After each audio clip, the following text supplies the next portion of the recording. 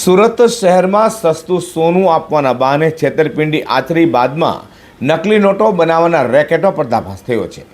લસકાણા પોલીસે બાતમીના આધારે ડાયમંડ નગરમાં દરોડા પાડી 3 ઠગોને રંગે હાથે ઝડપી પાડ્યા હતા. તો આ ઠગોએ ફરિયાદી પાસેથી 3 લાખ પડાવ્યા બાદ વધુ 5 લાખની માગણી કરી નકલી નોટ બનાવવાનો ડેમો પણ આપ્યો હતો. સુરતના સરથાણા પોલીસ પાસેથી મળતી માહિતી મુજબ પાસોદરા વિસ્તારમાં રહેતા અને જમીન દલાલી કરતા રતિલાલ નાથાણીને તેમના મિત્ર મારફતે સંજય દત્તા અને મુન્નાસિંહ નામના શખ્સોનો સંપર્ક થયો હતો. આ શખ્સોએ પોતાની પાસે સસ્તું સોનું હોવાનું જણાવી રતિલાલને વિશ્વાસમાં લીધા હતા અને સોનું છોડવાના બહાને આરોપીએ સુરત રેલવે સ્ટેશન પાસે ફરિયાદી પાસેથી 3 લાખ રૂપિયા પડાવી લીધા હતા. પૈસા પડાવ્યા બાદ આરોપીએ વધુ 5 લાખની માંગણી કરી હતી અને રકમ 3 ગણી કરી આપવાની લાલચ આપી હતી. વિશ્વાસ જીતવા માટે આરોપીએ ડાયમંડનગર ખાડી પાસે એક રિક્ષામાં રતિલાલની અસલી નોટ પર કેમિકલ નાખી કોરા કાગળ વચ્ચે મૂકી રોલ ફેરવીને નકલી નોટ જેવી જ નોટ તૈયાર કરવાનો ડેમો બતાવ્યો હતો. આરોપીએ ડાયમંડનગરના એક મકાનના 3જા માળે ખાલી હોલમાં નોટો છાપવા માટે ફરિયાદીને બોલાવ્યા હતા. જોકે આ કામ ગેરકાયદે હોવાનું સમજાતા રતિલાલે તુરત જ પોલીસનો સંપર્ક કર્યો હતો. લસકાણા પોલીસે સ્થળ પર દરોડા પાડી મૂળ પશ્ચિમ બંગાળ હાલ સલાબતપુરા ખાતે રહેતા સંજય પંચકરી દત્તા, બીજો મૂળ યુપી હાલ પાંડેસરા ખાતે રહેતા મુન્નાસિંહ મહિપાલસિંહ રાજપૂત અને ત્રીજો મૂળ મહારાષ્ટ્રના અહેમદનગરના સુરેશ ગંગાધર મુસારીની ધરપકડ કરી હતી. તો પોલીસ પૂછપરછમાં આરોપીની ખતરનાક મોડસ ઓપરેન્ડીનો ખુલાસો થયો છે. તેઓ લોકોને નોટ ડબલ કે પછી 3 ગણી કરી આપવાની લાલચ આપતા હતા. પોટેશિયમ પરમેંગનેટના સોલ્યુશનથી તેઓ નોટને કાળી કરી દેતા હતા અને કેમિકલવાળી કાળી નોટ સાફ કરીને અસલી નોટમાં બદલી નાખવાની હાથની સફાઈ બતાવી તેઓ લોકોને વિશ્વાસમાં લેતા કે કાગળમાંથી નોટ બની જશે. આરોપીઓ પાસેથી 1 કરોડ રૂપિયાના મૂલ્યના 500ની નોટના માપના કોરા કાગળ અને કેમિકલની બોટલો મળી આવી છે.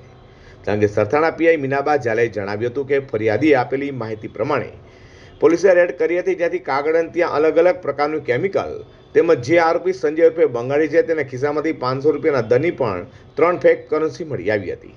તેથી અલગ અલગ કલરની દેખાઈ આવતા એને ફેક કરન્સી ગણી એને જે કોરા કાગળો મળી આવ્યા હતા કે જેની 500 રૂપિયાની નોટના છાપવામાં આવે અને છાપવામાં આવે તો 1 કરોડ રૂપિયાની કરન્સી 500ની છપાય તે અને કેમિકલ કબજે કરાયું છે. લસકાણા પોલીસ સ્ટેશન ખાતે રજીસ્ટર થયેલ એક ગુના બાબતે ફરિયાદી રતિલાલ નાથાણી નાઓ પોલીસ સ્ટેશન આવીને જણાવેલ કે અમોએ આ કામના આરોપી સુરેશભાઈ અને સંજયભાઈ ઉર્ફે બંગાળી તથા મુન્નાભાઈ આ ત્રણેય નામોના સંપર્કમાં આવેલ એના મિત્ર રફીકભાઈ થકી અને તેઓને જણાવેલ કે અમારે એક સોનું અમારે વેચવા જે બેંકમાં ગઈ હોય સોનું વેચવાનું હોય તો ઓછી કિંમતમાં આપવાનું છે. આથી રફીકભાઈ અને રતિલાલભાઈ બંને તેની પાસે ગયા અને 3 લાખ રૂપિયા આપી અને સોના માટે સોનું ખરીદેલું હતું અને આરોપીઓએ જણાવેલ હતું કે આ સોનું અમે બેંકમાંથી છોડાવીને તમે આપી દેશું આ રીતે જણાવ્યું. ત્યારબાદ ફરિયાદીએ સોનાની વારંવાર ડિમાન્ડ કરતા તેઓએ એક વખત એક જગ્યાએ બોલાવીને મિટિંગ કરી એમ જણાવેલ કે સોનું નહીં પણ અમે તમને જે પૈસા આપશો એના 3 ગણા પૈસા અમે તમને આપશું.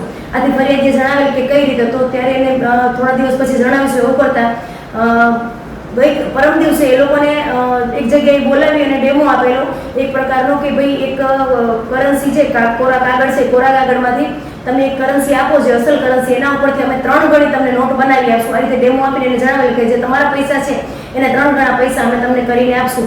આથી ફરિયાદી પોલીસ સ્ટેશન આવીને જણાવેલ કે આવું ગેરકાયદેસર કામ કરવા માંગતો નથી. આ રીતે આ લોકો એક ફેક કરન્સીનું કામ કરે છે, મારી સાથે છેતરપિંડી થઈ છે.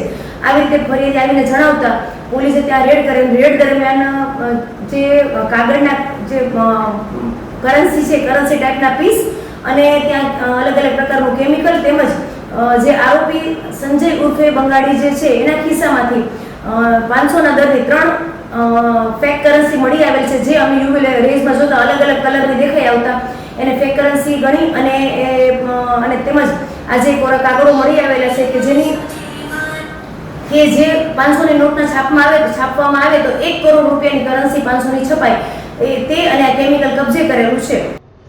વધુમાં ઝડપેલ આરોપીઓ રીઢા ગુનેગાર હોવાનું બહાર આવ્યું છે. તપાસમાં ખુલેલી વિગતો મુજબ આરોપીઓ મૂળ પશ્ચિમ બંગાળના રહેવાસી છે.